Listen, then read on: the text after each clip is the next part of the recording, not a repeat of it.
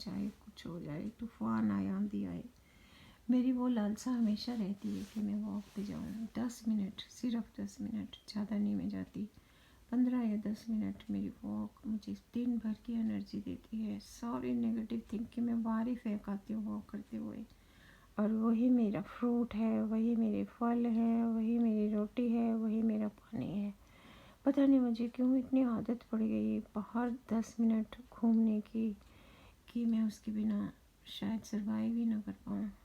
तो इसलिए मैं उन लोगों को भी कहती हूँ कि आप घर से 10 मिनट बाहर चले जाओ, जिसमें आप वर्क के लिए तो जाते ही हो ना 8 घंटे, आप 10 मिनट अपने लिए नहीं जा सकते क्या? वर्क के लिए तो आप आधा घंटा ड्राइव करके भी जाते हो, 1 घंटा स्टक भी हो जाते हो तो भी आपको कोई फ़र्क नहीं पड़ता, लेकिन वॉक करने में क्यों आफत आती है? ठीक है ना, बहुत सारे कपड़े पहनने पड़ते हैं, आके उतारने पड़ते हैं, इतना ही है ना। बाकी तो कोई नहीं देखता यहाँ पे, बाहर किसी को कुछ नहीं होता कि कोई कैसे कपड़े पहन के जा रहा है, कुछ भी नहीं होता। पहले मैं पेंटिंग करती थी ऐसे धूप में बैठ के, ये पार्क कारपेट हमने चेंज करवाया था तो बहुत गंदा हो गया था, अब नहीं मैं करती। अब नहीं मैं करती। वो मेरी 3-4 साल की एडिक्शन थी, मैंने बहुत अच्छी अच्छी पेंटिंग्स बनाई। एक सामने वो छोटी सी लगी हुई है, यहाँ से मैं उठ के बता नहीं सकती कैसी अच्छी है। फिर मैं चली जाती हूँ। देखती कितना रिकॉर्ड हुआ, कितने मिनट हो गए, 10 मिनट हो गए मुझे बोलते हुए। मेरा रिलैक्सेशन भी हो गया, इतनी देर में वॉक भी कर रहा थी। अभी मैं दिखाती हूँ, मैंने जो एक पेंटिंग बनाई थी, बहुत बड़ा पेज था लेकिन उसमें इतना सा पोर्शन बहुत अच्छा था तो मैंने वो काट लिया। ये गुड़िया है, वॉक करने जा रही है, खेल रही है। बतख उससे भी बड़ी है, गुड़िया छोटी है, बतख उससे भी बड़ी है। ये मेरे को बनाने नहीं आई। फिर मैंने घास बनाया, बादल नहीं बनाए, उसमें मैंने सब कुछ बनाया था। ये उसका छोटा सा पार्ट है जो मैंने काट के रख लिया और इसको मैंने फ्रेम कर दिया इस गत्ते के कागज़ में। और ये हमारी जो फ़ोटो है ना, ये वाली, ये शादी के 1 साल बाद की है, फर्स्ट एनिवर्सरी की। हम गए थे फ़ोटो खिंचवाने, फिर हम ये साड़ी लेके ना वहाँ चले गए, ससुराल पटियाला में था। तो मैंने अपने हस्बैंड को बोला चलो हम एनिवर्सरी ना उनके साथ मनाते हैं। फर्स्ट एनिवर्सरी हम ना ससुराल चले गए लेके, तो हम दोनों ही तो थे। I was 4 month pregnant. मई में पढ़ाई करके आई थी मैं। अपने पेरेंट्स के पास ही रहती थी शादी के बाद, क्योंकि मेरे अभी एक सेशन रहता था, 1 साल रहता था पढ़ाई करने का। तो अक्टूबर में शादी कर दी उन्होंने। सेकेंड ईयर में मास्टर्स पर MA कर रही थी इकनॉमिक्स में, तो सेकेंड ईयर में उन्होंने मेरी शादी कर दी। कहते फिर लड़के वाले जोर दे रहे हैं कि शादी कर दो, तारा डूब जाएगा। फिर पता नहीं क्या कह रहे थे, मुझे समझ नहीं आया क्यों मेरी शादी कर दी उन्होंने, लेकिन मेरी शादी कर दी उन्होंने। मैं बड़ी खुश कि मेरी शादी हो गई, बहुत खुश, मेरे आसमान पे चढ़ गई कि मैं, पर ना मेरे को इतनी लगन थी पढ़ने की कि मेरी शादी तो हो गई, आप कह रहे थे शादी के बाद पढ़ लेना, अब मैं यहीं पे रहूँगी।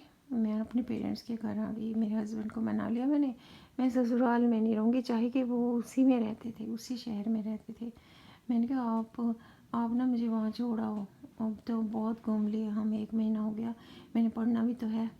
तो मेरे हस्बैंड मेरे पेरेंट्स के घर छोड़ आए। मैं प्राइवेट कॉलेज में पढ़ती थी, वहाँ मैं जाती रही, हर रोज़ जाती थी वहाँ पे। मैं 8 महीने वहाँ पे पढ़ती रही, घर आके पढ़ती रही, और फिर मैं सेकंड डिवीज़न से पास हो गई। जबकि फर्स्ट ईयर में मेरे 66% मार्क्स आए थे, मैं फर्स्ट थी सारे कॉलेज में। लेकिन सेकंड ईयर में मैं इधर उधर घूमती रही शादी करवा के, तो किसने पढ़ना था। मैं फिर भी मैंने बहुत मेहनत की और मैं पास हो गई सेकंड डिवीज़न में। फिर जिस दिन मेरे पेपर हुए उसी दिन मेरे हस्बैंड आके मुझे ले गए। पेपर ख़त्म हुए, जैसे 15 तारीख को पेपर ख़त्म हुए, 15 मई को, उसी दिन मेरे हस्बैंड आके शाम को और मुझे ले गए कि अब तो तेरी पढ़ाई पूरी होगी, तू चल मेरे साथ। हम 2-4 दिन ससुराल में रहे। फिर वहाँ पे जो सामान ज़रूरी था, जो मेरे को दहेज में से सामान लेना था, क्योंकि 8 महीने हो गए थे ससुराल में ही पड़ा था, उसमें एक ट्रंक मेरी सास ने मुझे दे दिया और 2-4 बर्तन जो मुझे चाहिए थे उसमें से दे दिए, और ऐसे मैं चली गई एक ट्रंक लेके। पूरा मेरे पापा जी ने पूरा उनका घर फर्निश कर दिया था। पलंग क्या, सोफ़ा क्या, ड्रेसिंग टेबल क्या, पेटी क्या, उसमें इतने सारे सामान जो मेरी मदर ने 19 साल में जोड़े होंगे जब मैं पैदा हुई थी, सारे मेरे को बांध के ससुराल भेज दिया। लेकिन ससुराल वालों ने हमें कुछ भी नहीं दिया, सिर्फ रजाई भी नहीं दी। हमने दोबारा से सारा सामान जो हमें चाहिए था बनाते रहे। 25 साल तक हम घर को जोड़ते रहे। हमने सारा सामान बनाया जो घर में ज़रूरी होता है। मेरे पापा जी ने फ्रिज नहीं दिया था, लेकिन गॉदरेज की अलमारी भी नहीं दी थी। लेकिन बाकी घर का सारा सामान, कुकर, कटोरियाँ, डाइनिंग सेट, हर सामान, हर ज़रूरत का सामान। चकला बेलना देते नहीं हैं, वो नहीं दिया था। तवा भी नहीं दिया था, चिमटा भी नहीं दिया था। लेकिन कढ़ाई क्या, कुकर क्या, हर चीज़ जोड़ के मेरा दहेज बनाया मेरे पेरेंट्स ने। एक एक चीज़ मेरे घर की मेरे साथ ही ट्रक भेजा कि ससुराल वाले कुछ ना कहें। 3 तोले का सेट भी पाया, ससुराल वाले ने भी पाया 3 तोले का सेट। उन्होंने मुझे 5 साड़ियाँ दी, मेरे घर वालों ने भी 5 साड़ियाँ और 2 सूट दिए। तो भेज दिया ससुराल में। चांदी का सेट भी दिया, पायल भी दी। मैं छम करती वहाँ पे चलती। मुझे इतना शौक था शादी का कि मेरा शादी का दिन आया, मुझे इतना सामान मिला, इतने अच्छे अच्छे कपड़े मिले, मेकअप का सामान मिला। मैं बिंदी लगाती, लिपस्टिक लगाती और ठन ठन करती वहाँ घूमती, चुन्नी लेके सिर पे, क्योंकि हमारे ससुर से हमने चुन्नी सिर पे लेनी होती थी। चुन्नी सिर पे लेके पीछे पीछे घूमती अपनी सास के। क्या काम करना है मुझे बताओ, क्या काम करना है, मैं करूँगी। हे भगवान, वो भी क्या दिन थे। मेरे हस्बैंड अंदर बैठे इंतज़ार करते रहते, आएगी अंदर काम करके, फिर मेरे से बातें करेगी, फिर हम फरीदाबाद जाएंगे, फिर मेरी सास जाएगी। तो मैं ना ऐसे था कि मैं सास ससुर की सेवा करता हूँ। 4-5 दिन में घूमती रही उस घर में, नाचती रही कि मेरा ससुराल का घर ये है। इतना गंदा घर था उनका। मैंने सारा साफ़ किया, उधर से पोछा लगा, उधर से धो, उधर से पोछा लगा, उधर से धो। मेरी सास की पूंछ पीछे पीछे बीबी जी के पाँव में दबाती, रात को पाँव दबाती उनके। बीबी जी आ जाओ, मैं आपके पाँव दबाती हूँ, आप थक गए ना, मैं पाँव दबाती हूँ। मैं पाँव दबाती, वो सो जाती। मैं तेल लगाती, वो सो जाती। उसके गोहे से लिबड़े हुए पैर, उस पर भी मैं तेल लगा देती। वो बड़ी आराम से गूढ़ी नींद सो जाती। कहती बस कर, तू थक गई, तू सो जा, तू बस कर। मेरे को इतनी आशीष देती है भगवान, वो इतनी आशीष देती। सुख रहे, तेरे को बच्चा दे भगवान। पता नहीं कितनी शीशें देती। मैं उसके पाँव दबाती, पूरी रात वो सो जाती, मैं उसके पाँव दबाती रहती।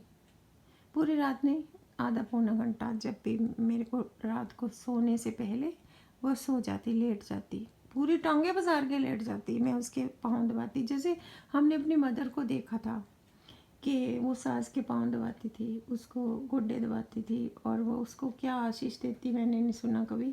लेकिन मेरी सास ऊंची ऊंची बोलती, तेरे को बुढ़पा गण होवे, पता नहीं क्या कहती, बुढ़पा गण होवे, क्या उसके वर्ड्स थे, सुहागन होवे, तेरे को भगवान बच्चा देवे, कुछ ऐसे हिंदी के पंजाबी के वर्ड बोलती वो।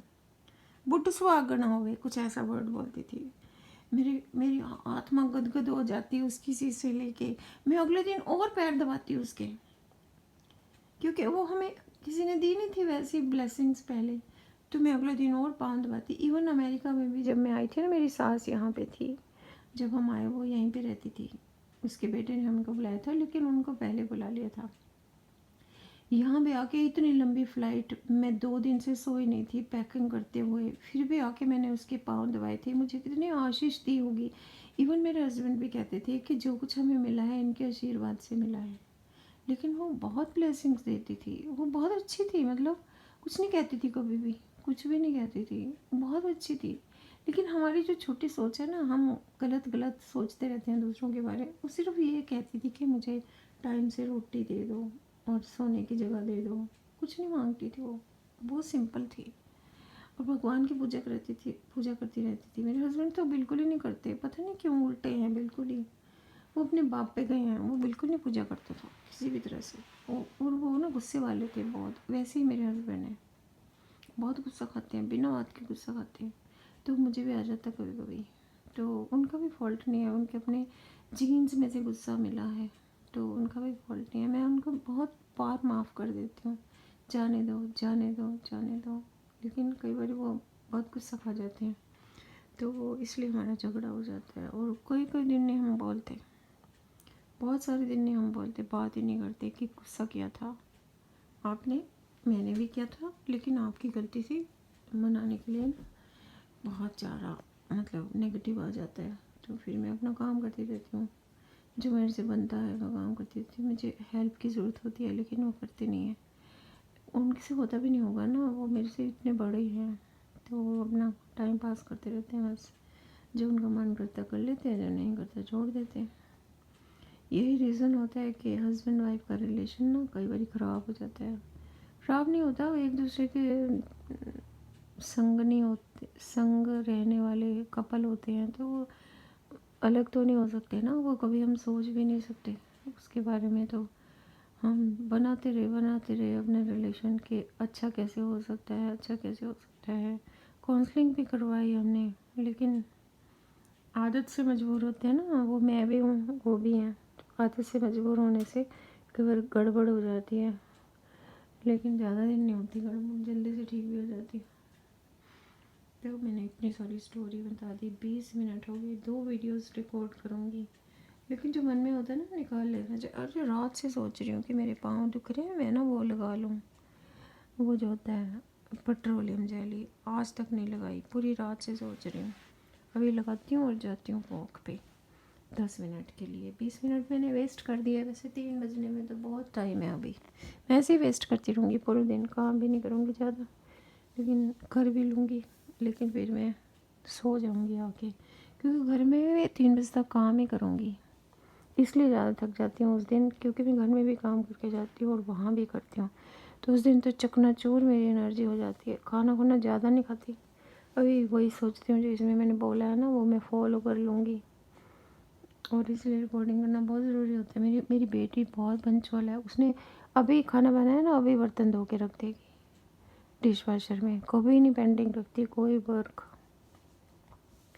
कभी भी नहीं रखती। उसके फ़ोन भी आएगा तो मैं उसे मैसेज दे देती हूँ कि मैं सुबह ही बात कर लूँगी, वो 12 बजे आता है उसका फ़ोन। तो अभी इसको मैंने पानी दिया था, इतनी लंबी हो गई है बेल, पानी रात को दिया था, कल दिया था पता नहीं, तो येलो हो जाता है ज़्यादा पानी दे दो तो।